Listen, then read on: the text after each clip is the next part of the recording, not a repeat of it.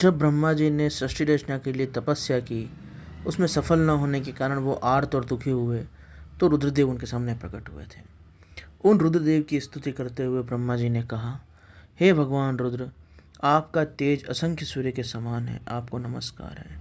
हे रस स्वरूप जलमय विग्रह वाले भव देवता, आपको नमस्कार है। हे नंदनेनु और सुरभि, इन दोनों के स्वरूप में आप हैं, आपको नमस्कार है। आप पृथ्वी रूपधारी सर्व को नमस्कार है। आप स्पर्श रूपमय वायु रूपधारी, आपको नमस्कार है। आप ही वसु रूपधारी ईश है, आपको नमस्कार है। अत्यंत तेजस्वी अग्नि रूप आपका जो पशुपति स्वरूप है, उसे प्रणाम है। शब्द तन्मात्रा से युक्त आकाशधारी आपका जो भीम रूप है, उसे नमस्कार है। हे उग्र रूप वाले यजमान मूर्ति, आपको मेरा नमस्कार है। सोम रूप जल की स्वरूप तरल रूप अमृत मूर्ति भगवान महादेव को नमस्कार है। इस प्रकार पंच महाभूत मन बुद्धि चित्त आदि अष्टधा प्रकृति स्वरूप आप जो सर्वत्र व्याप्त हैं, आपके इस विराट स्वरूप को मेरा प्रणाम है। आप शिव को मेरा नमस्कार है। इस प्रकार ब्रह्मा जी ने इस जगत में जो भी तत्व हैं, जल वायु अग्नि और मन बुद्धि विचार चित्त आदि, इन सभी के रूप में भगवान महादेव के जो विभिन्न विभिन्न नाम हैं, उनके द्वारा उनकी स्तुति की।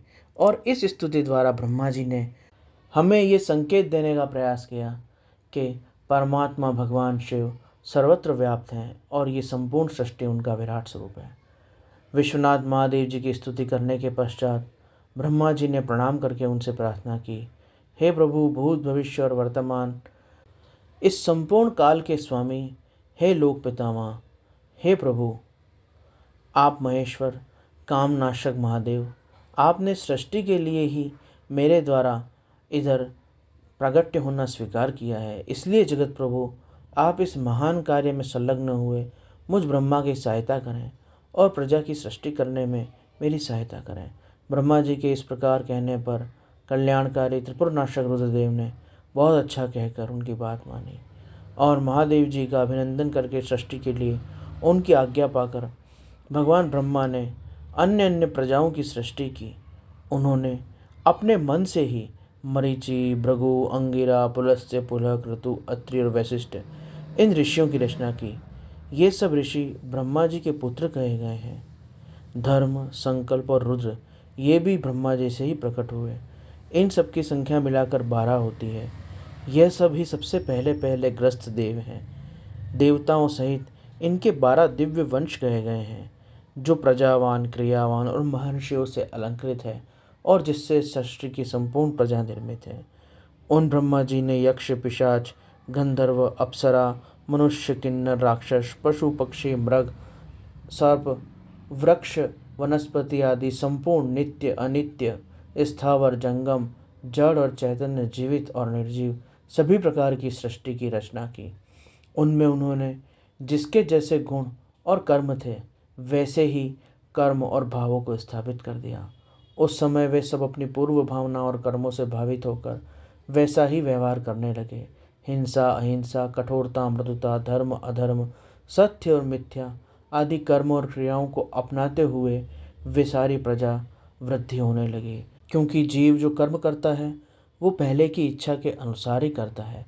जैसे उसके पूर्व की इच्छाएं और कामनाएं होती हैं, वैसे ही कर्म और वैसी ही इच्छाएं उसको पुनः होती हैं। महत तत्व से लेके प्रकृति तक सभी कुछ इस महामाया अष्टधा प्रकृति का ही एक विकार है। यह प्राकृतिक जगत चंद्रमा सूर्य की रोशनी से भरा हुआ है, ग्रह और नक्षत्रों से मंडित है, नदी पर्वत और समुद्र से अलंकित है। भांति भांति के नगर और बड़े बड़े गांव इसमें सुशोभित हैं। इसको ब्रह्मा जी का वृक्ष या ब्रह्मवन कहा जाता है। उस ब्रह्मवन में अव्यक्त एवं सर्वज्ञ ब्रह्मा विचरते हैं। यह सनातन ब्रह्म वृक्ष अव्यक्त रूप से बीज से प्रकट एवं ईश्वर के अनुग्रह पर स्थित है। बुद्धि इसका तना है, बड़ी बड़ी इसकी डालियां हैं, इंद्रियां इसके भीतर के खोल हैं, महाभूत इसकी सीमा है, विशेष पदार्थ इसके पत्ते हैं, धर्म अधर्म इसके फूल हैं और सुख और दुख रूपी फूल इसमें लगते हैं और फल इसमें लगते हैं। यह संपूर्ण जीवों के जीवन का सहारा है। बुद्धिमान लोग ध्रुवलोक अर्थात अंतरिक्ष को परमात्मा का मस्तक कहते हैं, आकाश को परमात्मा के नाभि कहते हैं, चंद्रमा और सूर्य को परमात्मा के नेत्र, दिशाओं को कान और पृथ्वी को उनके पैर बताते हैं।